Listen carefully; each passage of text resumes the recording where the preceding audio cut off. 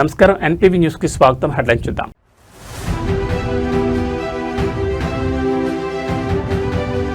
Russia వేదికగా AP పారిశ్రామిక ఘర్షణ, అల్యూమినియం దిగ్గజం రుసాల్ సంస్థతో కీలక భేటీ.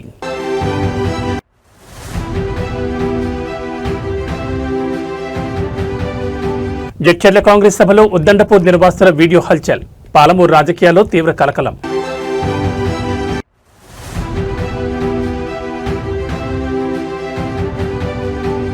డామన్లో నమో హాస్పిటల్ ప్రారంభం, రిబన్ కట్ చేసి జాతికి అంకితం చేసిన ప్రధాని నరేంద్ర మోడీ.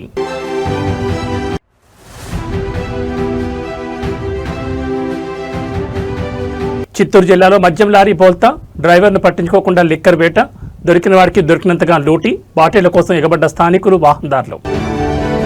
ఇక డీటెయిల్స్ చూస్తే ఆంధ్రప్రదేశ్ రాష్ట్ర పారిశ్రామిక రంగానికి అంతర్జాతీయ వేదికపై సరికొత్త మైలురాయి దక్కింది. ప్రపంచంలోనే అత్యంత ప్రతిష్టాత్మకమైన అతిపెద్ద అల్యూమినియం దిగ్గజ సంస్థల్లో ఒకటైన రష్యాకు చెందిన రుసాల్ సీనియర్ మేనేజ్మెంట్తో రష్యాలోని సెయింట్ పీటర్స్బర్గ్ నగరంలో కీలక భేటీ జరిగింది. ఈ అత్యున్నత స్థాయి సమావేశంలో భాగంగా భారతదేశంలో అత్యంత శరవేగంగా వృద్ధి చెందుతున్న ఆటోమోటివ్ మరియు ఎలక్ట్రానిక్స్ ఎకోసిస్టమ్లను ఏపీకి అనుసంధానించేలా ఒక మెగా ప్రాజెక్టును ప్రతిపాదించడం జరిగింది. ప్రతిష్టాత్మకమైన విశాఖపట్నం చెన్నై పారిశ్రామిక కారిడార్లో హై వాల్యూ ఆటోమోటివ్ మరియు ఏరోస్పేస్ అలాయ్ ప్లాంట్ను ఏర్పాటు చేయాలని రుసాల్ యాజమాన్యానికి అధికారికంగా విజ్ఞప్తి చేశారు. అంతర్జాతీయ పెట్టుబడులను ఆకర్షించడమే లక్ష్యంగా సాగుతున్న ఈ చర్చలో రుసాల్ సంస్థ ప్రతినిధులకు ఆంధ్రప్రదేశ్లోని భౌగోళిక మరియు మౌలిక సదుపాయాల లభ్యతను అద్భుతంగా వివరించారు. ముఖ్యంగా విశాఖపట్నం చెన్నై ఇండస్ట్రియల్ కారిడార్లో అలాయ్ ప్లాంట్ను ఏర్పాటు చేయడం ద్వారా దేశీయంగా ఉన్న ఆటోమోటివ్ మరియు ఏరోస్పేస్ రంగానికి అవసరమైన అధునాతన లోహ మిశ్రమాలను నేరుగా సరఫరా చేసే వేలుంటుందని స్పష్టం చేశారు.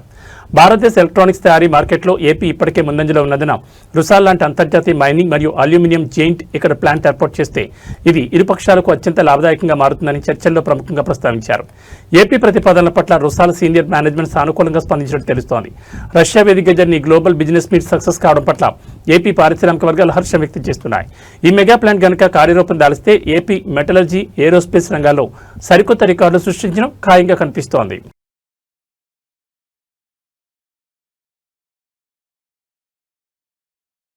ఆంధ్రప్రదేశ్ రాజకీయాల్లో లిక్కర్ పాలసీ చుట్టూ సాగుతున్న వివాదం మరోసారి తీవ్ర రూపం దాల్చింది. కూటమి ప్రభుత్వం వర్సెస్ వైసీపీ నేతల మధ్య సవాళ్లు ప్రతి సవాళ్లు నడుస్తున్న తరుణంలో మాజీ మంత్రి అంబటి రాంబాబు ముఖ్యమంత్రి చంద్రబాబు నాయుడుని టార్గెట్ చేస్తూ అత్యంత ఘాటు వ్యాఖ్యలు చేశారు.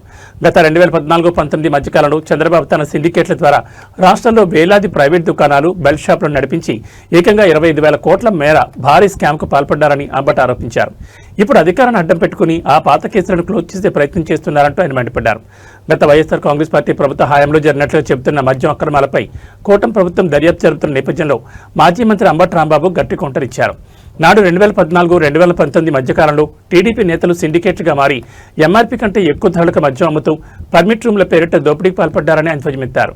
తమ వైఎస్ఆర్సీపీ ప్రభుత్వం అధికారంలో ఉన్నప్పుడు ప్రభుత్వం ఆధ్వర్యంలోని ఎంతో పారదర్శకంగా మద్యం విధానం నడిపించామని స్పష్టం చేశారు. తప్పులన్నీ తానే చేసి ఇప్పుడు ఆ కేసుల నుంచి తప్పించుకోవడం చూస్తూ తమపై తప్పుడు ఆరోపణలు చేయడం చంద్రబాబుకి చెల్లిందంటూ అంబటి రాంబాబు తీవ్రస్థాయిలో విరుచుకుపడ్డారు. అంబటి రాంబాబు చేసిన ఈ వ్యాఖ్యలపై అధికార తెలుగుదేశం మరియు కూటమి నేతలు సైతం అంతే వేగంగా స్పందిస్తున్నారు. గత ప్రభుత్వ హయాంలో జరిగిన లిక్కర్ మాఫియా దందా త్వరలోనే పూర్తిగా బయటపడుతుందని, అందువల్లే వైసీపీ నేతలు భయంతో ముందస్తుగా ఇలాంటి తప్పుడు ఆరోపణలు చేస్తున్నారని కౌంటర్ ఇస్తున్నారు. ఏదేమైనా ఏపీలో ఈ లిక్కర్ స్కామ్ పాలిటిక్స్ ఇప్పుడు రెండు పార్టీల మధ్య తీవ్ర యుద్ధానికి దారితీసింది. 25,000 కోట్ల స్కామ్ చేశాడు నారా చంద్రబాబు నాయుడు గారు. నేను ఈ సందర్భంగా చెప్తాను, ఇంతకు ముందు కూడా అనేక సందర్భాల్లో వైఎస్ఆర్ కాంగ్రెస్ పార్టీ చెప్పింది. సిండికేట్ల ద్వారా 4,380 ప్రైవేటు మద్యం దుకాణాలు నడిపారు. మొత్తం రాష్ట్రంలో 4,380 ప్రైవేటు దుకాణాలు నడిపారు. 4,380 పర్మిట్ రూములు నడిపారు. ఇవి కాకుండా 40,000 బెల్ట్ షాపులు నడిపారు. ఎంఆర్పీ కన్నా 20% ఎక్కువ అమ్మినటువంటి సందర్భాలు. ఇవన్నీ స్కామ్లు, భాగాలు. ఈ విధంగా సుమారుగా 25,000 కోట్ల రూపాయలు ఆర్జించి స్కామ్ చేసినటువంటి ఘనత 2014-19లో చంద్రబాబు నాయుడు గారికి దక్కుతుంది. ఇవాళ మా మీద ఈ కార్యక్రమాలు చేస్తున్నాడు. మేము స్కామ్ లేకపోయినా స్కామ్ ఉందని చెప్పి సృష్టించి ఏదో ఇబ్బంది పెట్టాలి పొలిటికల్ గా అనేటువంటి ప్రయత్నం చేస్తున్నాడు. మీకు గుర్తు చేస్తా, కేబినెట్ ఆమోదం లేకోకుండా, ఫైనాన్స్ డిపార్ట్మెంట్ అంగీకారం లేకోకుండా ప్రివిలేజ్ ఫీజును రద్దు చేశారు.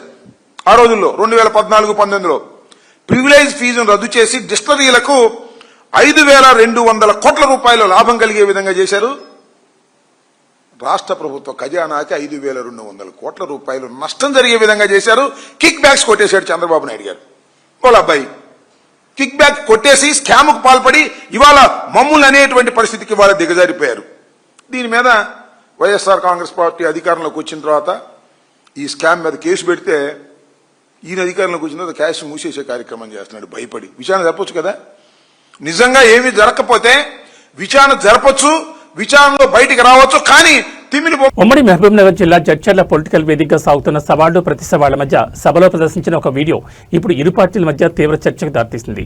జడ్చర్ల బహిరంగ సభలో అధికార కాంగ్రెస్ శ్రేణులు విడుదల చేసిన ఒక ప్రత్యేక వీడియో సభకు వచ్చిన వేలాది మంది ప్రజలను ఆలోచించడమే కాకుండా తీవ్ర ఉద్వేగానికి గురిచేసింది.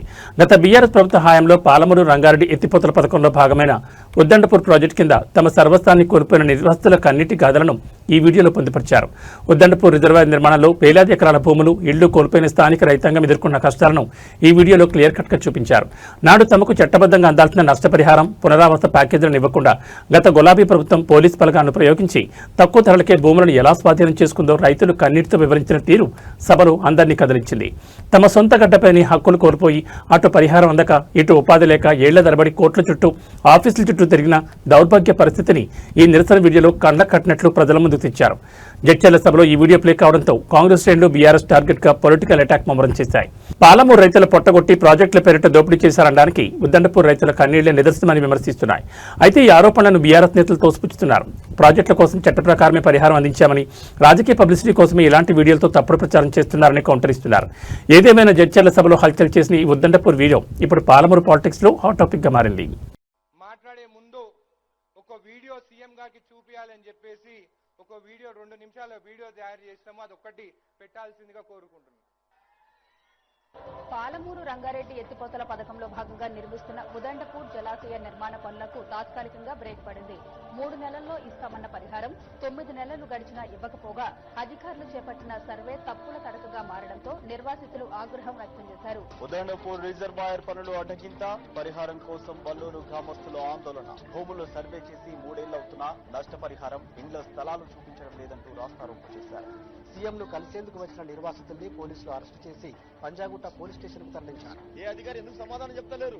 ఇవన్నీ నిలదీసి అడిగితే మీరు ఏం చేసుకుంటారో చేసుకోండి అనే. అప్పుడు ఇస్తాము ఇప్పుడు ఇస్తాము అని చెప్పి పొంగడమే ఉంది తప్ప కానీ మాకు న్యాయం అయితే జరగట్లేదు.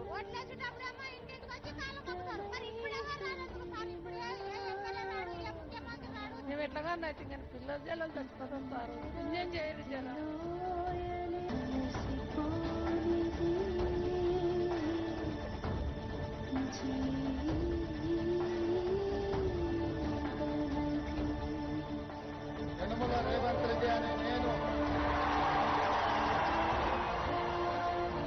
ఉదండపూర్ కింద ఉన్న విలేజెస్ R&R ప్యాకేజ్ ఈ రోజు వరకు కంప్లీట్ కాలేదు. 2022లో అధ్యక్ష అవార్డ్ పాస్ అయినా కానీ కూడా వాళ్ళకి ఈ రోజుకి ప్లాట్ చేయలేదు, షిఫ్టింగ్ కాలేదు, ₹1 కూడా వాళ్ళకి చెందలేదు అధ్యక్ష. తప్పనిసరిగా ఈ శాసనసభ కాలంలో పాలమూరు రంగారెడ్డి పూర్తి చేసి 12 లక్షల ఎకరాలకి నీళ్లు ఇస్తామని చెప్పి నేను సభాముఖంగా మనం చేస్తున్నాను. పాలమూరు రంగారెడ్డి లిఫ్ట్ ఇరిగేషన్ సంబంధించి సంపూర్ణంగా ఈ 5 సంవత్సరాలు పూర్తి చేసి నీళ్లు అందిస్తే మా అందరి ముందు లక్ష్యం దాన్ని పూర్తి చేస్తాం. మా అనిరుద్ధ్ రెడ్డి అడిగితే ఈ రోజు అన్ని ప్రాజెక్టులకు సంబంధించి పాలమూరు రంగారెడ్డి ఎత్తిపోతల, Kalwakurthy project, Bhima project, Koilsagar project, Nettempadu project. Telangana రాజకీయం ఒక్కసారిగా ఉమ్మడి మహబూబ్ నగర్ జిల్లా వేదికగా వేడెక్కింది. ప్రత్యర్థి పార్టీ బీఆర్ఎస్ లక్ష్యంగా ముఖ్యమంత్రి రేవంత్ రెడ్డి చేసిన సంచలన వ్యాఖ్యలు ఇప్పుడు సోషల్ మీడియాలో పొలిటికల్ సర్కిల్స్ లో మారిమోగిపోతున్నాయి. తన సొంత గడ్డ అయిన పాలమూరు రీజియన్లో రాబోయే రోజుల్లో గులాబీ పార్టీకి స్థానం లేకుండా చేస్తానని ఆయన అత్యంత ఘాటుగా సవాల్ విసిరారు.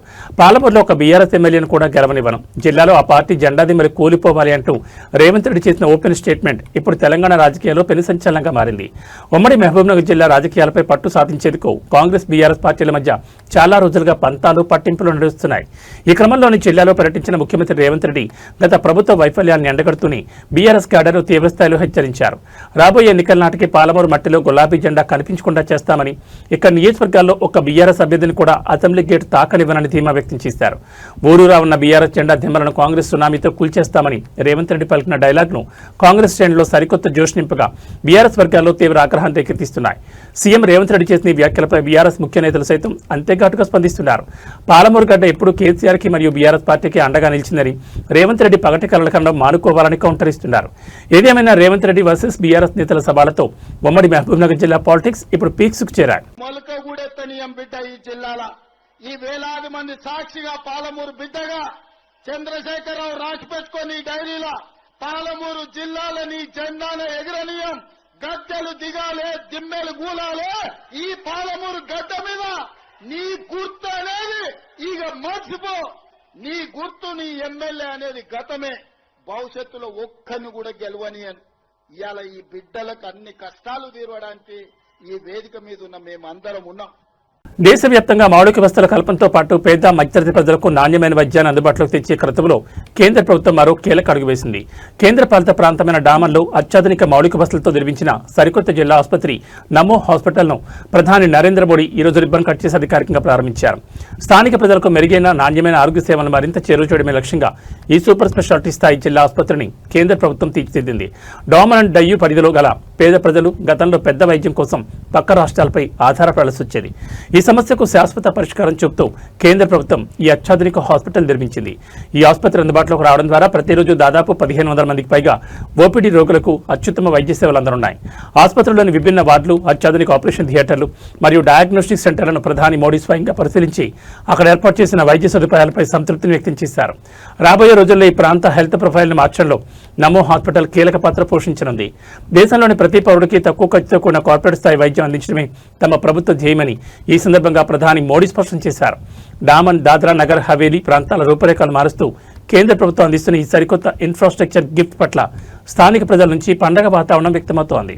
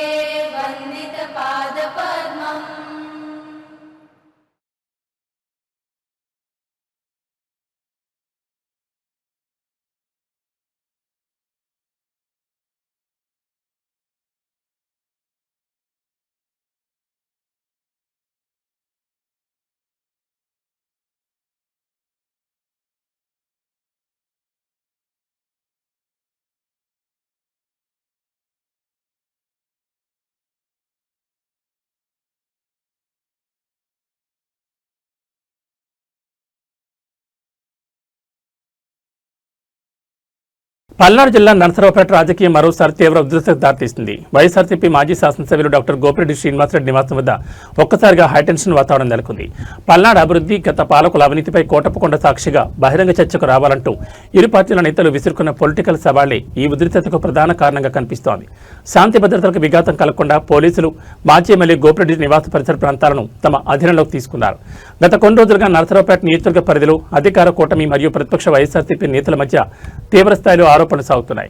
ఈ నేపథ్యంలోనే కోటప్పకొండ క్షేత్రం వద్ద ముఖాముఖి చర్చకు రావాలంటూ నేతలు ఒకరికొకరు అల్టిమేటం జారీ చేసుకున్నారు.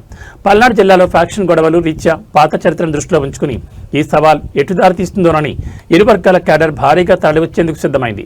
దీంతో అలర్టైన పోలీసు యంత్రాంగం పరిస్థితులను పూర్తిగా అదుపులోకి చేసేందుకు మాజీ ఎమ్మెల్యే గోపిరెడ్డి శ్రీనివాసరెడ్డి నివాసం వద్ద అదనపు బలగాలు మోహరించింది. ఊహించిన అవాంఛనీయ సంఘటనలు జరగకుండా ముందస్తుగా బారికేడ్లను ఏర్పాటు చేసి గట్టి నిఘా పెట్టారు.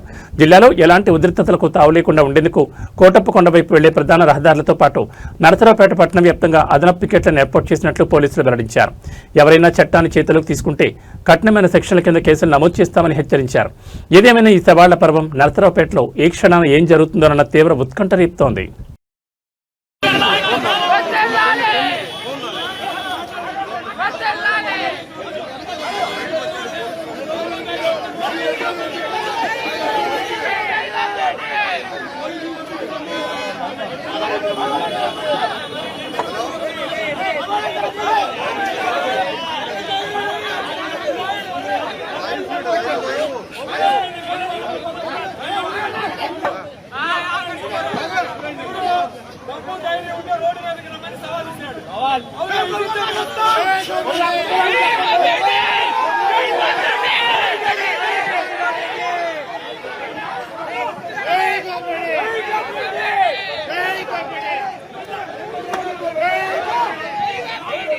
చిత్తూరు జిల్లాలో మందిబాబులకు ఊహించని రీతిలో అదృష్టం కలిసొచ్చింది. రోడ్డుపై వెళ్తున్న ఒక లారీ బోల్తా పడ్డమే ఆలస్యం.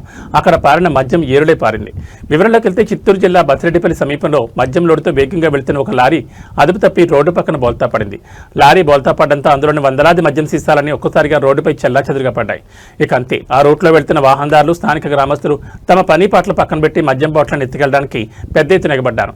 లారీ బోల్తా పడిన విషయాన్ని గమనించిన మందిబాబులు అక్కడ క్షణాల్లో క్యూ కట్టారు. ప్రమాదంలో డ్రైవర్కి ఏమైందన్న విషయాన్ని కనీసం పట్టించుకోకుండా రోడ్డుపై పడి ఉన్న బ్రాండెడ్ మద్యం బాటిళ్ల వేటలో పడ్డారు. దొరికిన కాడికి దొరికినంత అన్నట్లుగా కొందరు ఏకంగా బాక్సుల కొద్ది లిక్కర్ను బైకులపై వేసుకుని పారిపోగా మరికొందరు తమ లుంగీలు, టవళ్లను మూటలుగా మార్చి సీసాలు దోచుకెళ్లారు. ఈ హడావుడిలో పురుషులతో పాటు మహిళలు సైతం మద్యం సీసాల కోసం ఎగబడ్డం అక్కడున్న కెమెరాలో రికార్డ్ అయింది. చూస్తుండగానే నిమిషాల వ్యవధిలో లారీలోని సగానికి పైగా మద్యం స్టాక్ మాయమైపోయింది. రోడ్డుపై ట్రాఫిక్ జామ్ కావడం, మద్యం లూటీ జరుగుతుండటంతో సమాచారం అందుకున్న పోలీసులు తక్షణమే రంగప్రవేశం చేశారు. లాఠీలతో ఘటనా స్థలానికి చేరుకున్న పోలీసులు మద్యం బాటిళ్ల కోసం ఎగబడ్డ జనాన్ని చెల్లాచెదురుగా తరిమికొట్టారు. పోలీసులు వచ్చేసరికి అప్పటికే మెజార్టీ స్టాక్ మాయమవగా మిగిలిన కొన్ని సీసాలను అధికారులు భద్రపరిచి స్టేషన్కి తరలించారు. ఏదేమైనా చిత్తూరు జిల్లాలో జరిగిన ఈ వింత మద్యం దోపిడీ వీడియోలు ప్రస్తుతం సోషల్ మీడియాలో తెగ ట్రెండ్ అవుతున్నాయి.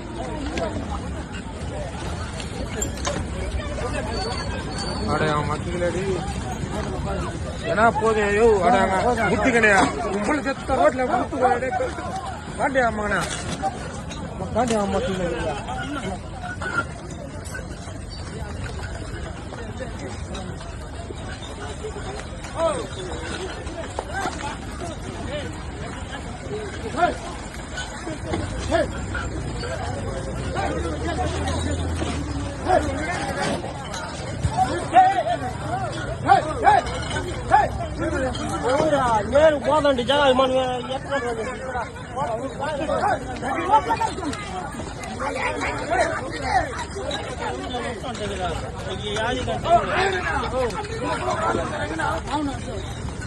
நான் பண்ண முடியும்ண்ணா ஒத்தனா இவ்வளோ நான் வர்றத 6 மணி நேரம் கண்ட்ரோல் பண்ணனா நான் என்ன பண்றது சொல்லு யாரும் அவன் வரலையே அவனை கம்ப்ளைண்ட் பண்ண வரமாட்டானுங்க நான் தேவையில்லாமா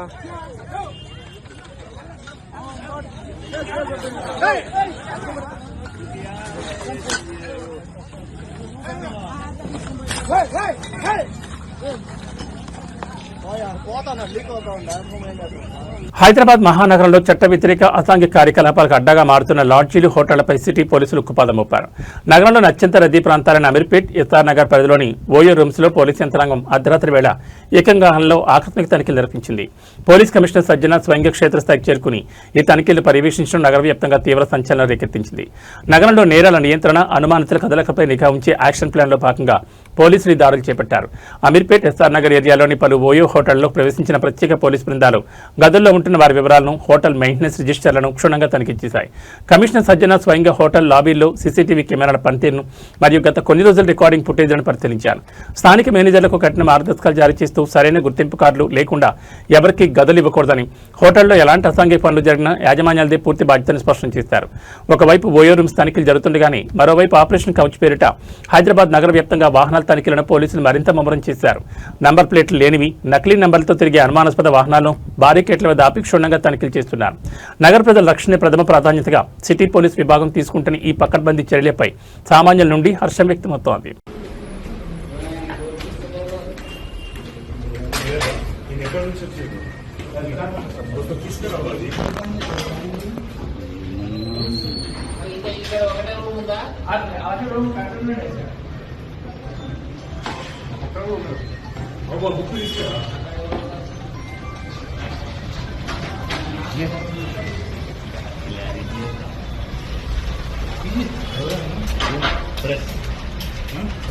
मालूम है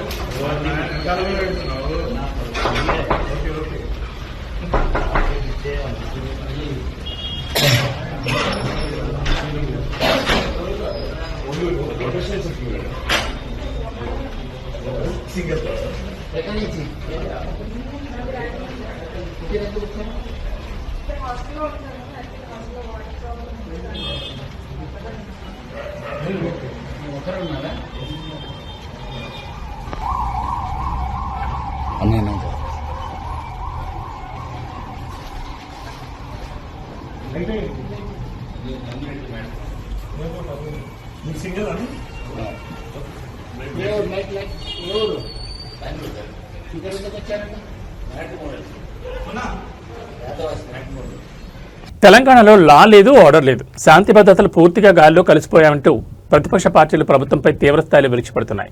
ముఖ్యమంత్రి రేవంత్ రెడ్డి హోంశాఖ మంత్రిగా బాధ్యతలు చేపట్టిన తర్వాత రాజధాని హైదరాబాద్లో నేరాలు, దారుణ హత్యల సంఖ్య రోజురోజుకు పెరిగిపోతుందని ఆందోళన వ్యక్తమవుతోంది. ఇటీవల సికింద్రాబాద్ కంటోన్మెంట్ నియోజకవర్గం సంజీవి నగర్లో గంజాయి ముఠా చేతిలో దారుణంగా హత్యకు గురైన యువకుడు శ్రవణ్ కుటుంబాన్ని బీఆర్ఎస్ నేత డాక్టర్ మన్నీర్ కృష్ణాంక్ పరామర్శించారు. 4 రోజుల క్రితం సంజీవి నగర్లో శ్రవణ్ అనే యువకుడిని గంజాయి తాగిన కొందరు దుండగులు దారుణంగా కత్తితో పొడిచి చంపారు. అయితే ప్రమాదం ముందే పొంచి ఉందని గ్రహించిన కుటుంబ సభ్యులు ఘటన జరిగిన రాత్రి 11:28 డయల్ 100కు ఫోన్ చేసినా పోలీసులు రావడానికి ఏకంగా 40 నిమిషాల సమయం పట్టిందని బాధితులు కన్నీరు మున్నీరవుతున్నారు. నిందితులంతా పాత నేరస్తులైనప్పటికీ సివిల్ పోలీసులకు వారిపై ఎలాంటి నిఘా లేకపోవడం గమనార్హం. పైగా హత్య కొద్ది రోజుల ముందే ఎక్సైజ్ పోలీసులు నిందితుల ఇళ్లలో సోదాలు చేసి గంజాయి సీజ్ చేసిన ఆ సమాచారం స్థానిక పోలీసులకు తెలియకపోవడం గమనార్హం. 100 కోట్లతో నిర్మించిన కమాండ్ కంట్రోల్ సెంటర్ ఉన్నప్పటికీ ఎక్సైజ్, సివిల్ పోలీసుల మధ్య సమన్వయ లోపం ఈ ఘోరానికి కారణమైందంటూ బీఆర్ఎస్ నేతలు తీవ్రంగా మండిపడుతున్నారు. నగరంలో నేరాల పరంపర ఇంతటితో ఆగలేదు. ఇటీవల డీజీపీ ఆఫీసుకు కేవలం కిలోమీటర్ దూరంలో ఉన్న మాసబ్ ట్యాంక్ పరిధిలో సీనియర్ హైకోర్టు అడ్వకేట్ ఖాజా మొయిజుద్దీన్ను ల్యాండ్ వివాదాల నేపథ్యంలో ఎస్యూబీ కారుతో దారుణంగా గుద్ది చంపడం కలకలం రేపింది. అటు కరీంనగర్లోని పీఎంజీ జ్యువెలరీ షాప్లోకి దుండగులు తుపాకులతో ప్రవేశించి కాల్పులు జరిపి మరీ దోచుకెళ్లిన ఘటన రాష్ట్ర వ్యాప్తంగా సంచలనం సృష్టించింది. గత కేసీఆర్ ప్రభుత్వ హయాంలో 10 నుంచి 12 లక్షల సీసీటీవీ కెమెరాలు, పెట్రోలింగ్ వాహనాలు, షీ టీమ్స్తో శాంతి భద్రతలను కంటికి రేపలా కాపాడితే నేడు గంజాయి, డ్రగ్స్ ముఠాల భయంతో కాలనీ వాసులే సొంతంగా సీసీ కెమెరాలు పెట్టుకోవాల్సిన దౌర్భాగ్య పరిస్థితి వచ్చిందని విమర్శలు వెలువెత్తుతున్నాయి. ఈరోజు సంజీవయ్య నగర్లో గత 5 రోజుల క్రితం దారుణ హత్యకు గురైన శ్రావణ్ అనే యువకుడి కుటుంబాన్ని పరామర్శించడం కోసం నేను, సికింద్రాబాద్ ఇన్ఛార్జ్ అనే కిషన్ గారు, మిగతా సీనియర్ నాయకులందరూ కూడా ఇక్కడ రావడం జరిగింది. చాలా బాధగా ఉంది. మరి హైదరాబాద్ నగరం నడిబొడ్డున ఇంత ఘోరమైన దుర్మార్గం జరగడం, అది రాత్రి 11:30 వీళ్ళు మృతుడు ఎవరైతే ఉన్నారో మృతుడు ఇంటి ఎదురుగానే ఉండే వ్యక్తి, అదేవిధంగా నేర చరిత్ర ఉన్న వ్యక్తి, అందుకొరకు నేను ఈ మాట చెప్తున్నాను. అదేవిధంగా ఆ మృతుడి ఎవరైతే దోస్తులు ఉన్నారో వాళ్ళు కూడా నేర చరిత్ర ఉన్న వ్యక్తులే. ఒకతను దాదాపుగా 3-4 కేసుల్లో జైలుకు పోయించిన వ్యక్తి. ప్రధాన నిందితుడు ఎవరైతే ఉన్నారో నిఖిల్ అనే వ్యక్తి, అతను కూడా అటెంప్ట్ టు మర్డర్ కేసులో జైలుకు పోయించిన వ్యక్తి. లేకపోతే గంజాయి తాగే వాళ్ళను పట్టుకొని వాళ్ళకు కౌన్సిలింగ్ ఇచ్చిన విషయము స్థానిక మారేడుపల్లి పోలీసులకు తెలియదు. చూడండి విచిత్రం. అంటే రాష్ట్రంలో ఉండే 2 ఎన్ఫోర్స్మెంట్ డిపార్ట్మెంట్స్ ఏవైతే ఉన్నాయో, ఎక్సైజ్ పోలీసు మరియు law and order police, civil police, ఈ రెండింటి మధ్యలో కూడా స్పష్టంగా కోఆర్డినేషన్ లేదు. ఎక్సైజ్ పోలీసు వాళ్ళు వచ్చి ఇతని నిందితుడిని తీసుకొని పోయి ఎగ్జామిన్ చేస్తారు. ఎగ్జామిన్ చేసిన తర్వాత వదిలేస్తారు. కాలం నెంబర్ 9, కాలం నెంబర్ 15లో చాలా క్లియర్గా రాసిండ్రు. అమ్మాయిలు బయట వాక్ చేస్తుండగా మరి వీళ్ళందరికీ గొడవ అయింది. అమ్మాయిలను ఇష్టం వచ్చినట్టు కూడా అసభ్యంగా ప్రవర్తించినందు వల్లనే ఈ గొడవ స్టార్ట్ అయింది అనేది చాలా క్లియర్గా అందులో రాసిండ్రు. మరి పోలీసు వాళ్ళు ఏం చేస్తున్నట్టు, అది మొదటిది. ఇక తర్వాత విషయం ఏంటయ్యా అంటే 11:28 బాధితుడి కుటుంబం అంటే మృతుడి కుటుంబంలో ఒకరు డయల్ 100 కాల్ చేస్తారు. అయ్యా డీజీపీ గారు దయచేసి వినాలి మీరు మాట. మర్డర్ అయిన తర్వాత మర్డర్ అయిన 15 నిమిషాలకు పోలీసు వాళ్ళు వస్తారు. మరి 11:28కి అయితే మృతుడు 12:10 చనిపోతాడు. 12:30 ఎంతకు 15 నిమిషాలకు 20 నిమిషాలకు పోలీసు వాళ్ళు వస్తారు. అంటే నేరం జరిగిన తర్వాత 15 నిమిషాలకు అక్కడ పోతారు పోలీసు వాళ్ళు, సంఘటన స్థలానికి వస్తారు. 11 గంటల 28 నిమిషాలకు డయల్ 100కు కాల్ పోతే 12 గంటల 20 నిమిషాలకు పోలీసు వాళ్ళు వస్తే మరి ఈ మధ్యలో ఏం జరిగింది చూడండి విచిత్రం.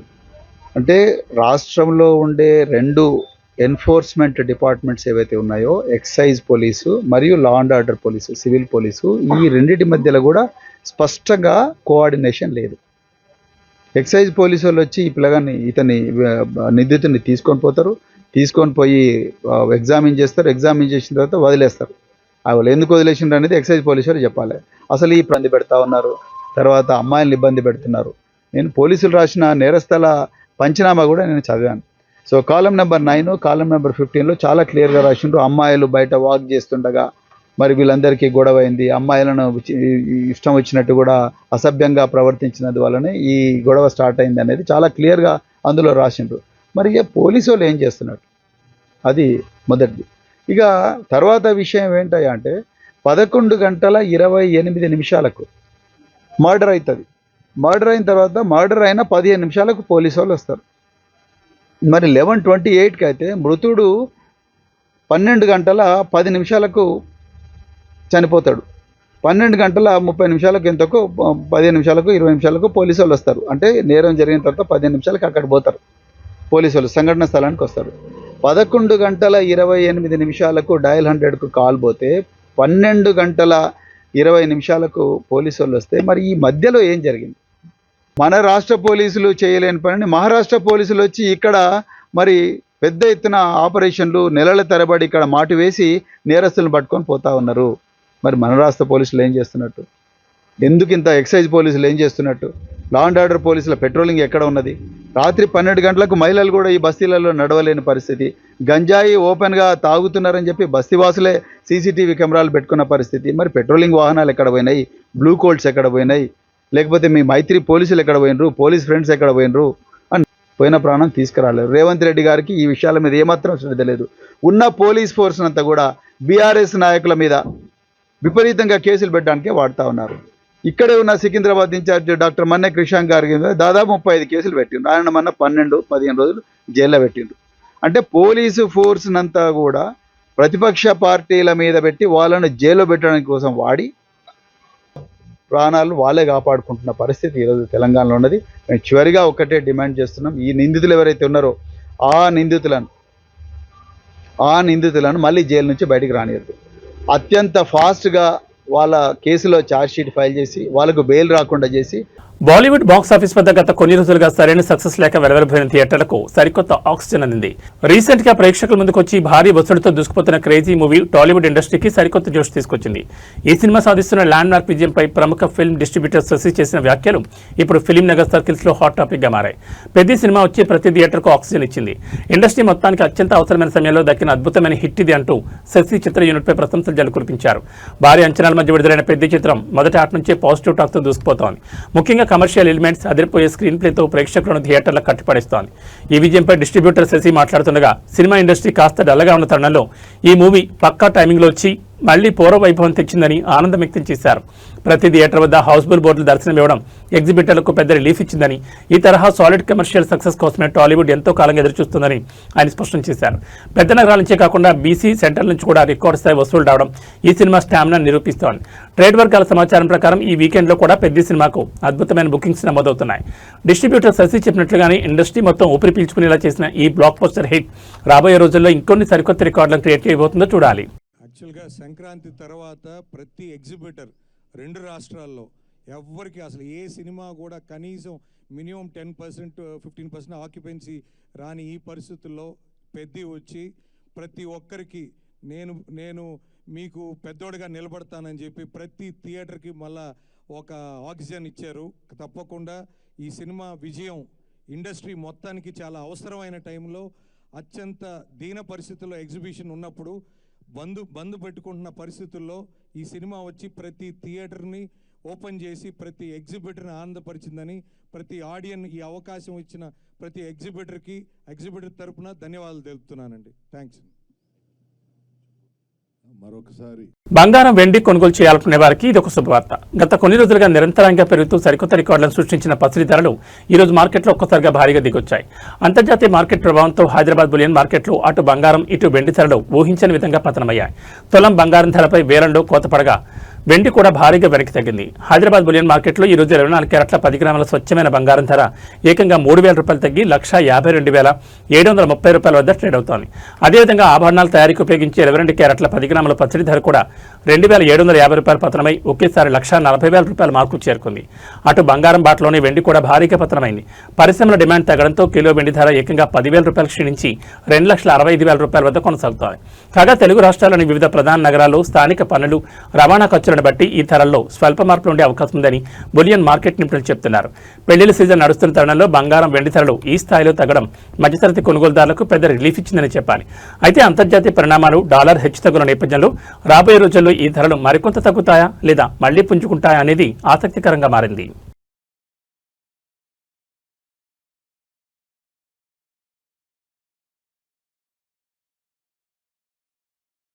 ఇక వాతావరణ విషయానికి వస్తే ఎండ తీవ్రతతో అల్లాడుతున్న తెలుగు రాష్ట్రాల ప్రజలకు వాతావరణ శాఖ చల్లని కబురు చెప్పింది. ఎంతో కాలంగా ఎదురుచూస్తున్న నైరుతి రుతుపవనాలు దేశంలో చురుగ్గా కదులుతున్నాయి. ఇప్పటికే కేరళ అంతటా విస్తరించిన రుతుపవనాలు కర్ణాటక, తమిళనాడులోని పలు ప్రాంతాలను తాకి ఇప్పుడు తెలుగు రాష్ట్రాల వైపు వేగంగా అడుగులు వేస్తున్నాయి. వీటి ప్రభావంతో ఆంధ్రప్రదేశ్, తెలంగాణ రాష్ట్రాల్లో త్వరలోనే భారీ నుంచి అతి భారీ వర్షాలు కురిసే అవకాశం ఉందని భారత వాతావరణ శాఖ హెచ్చరించింది.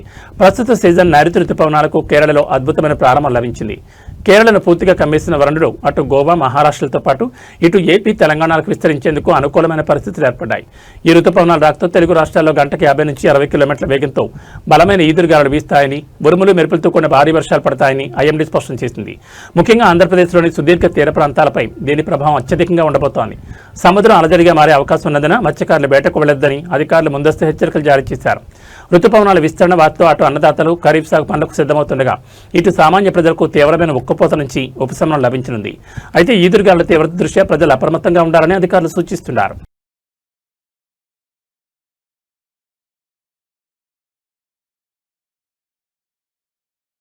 ఏబీ బులెటిన్ విశేషాలు. నమస్కారం.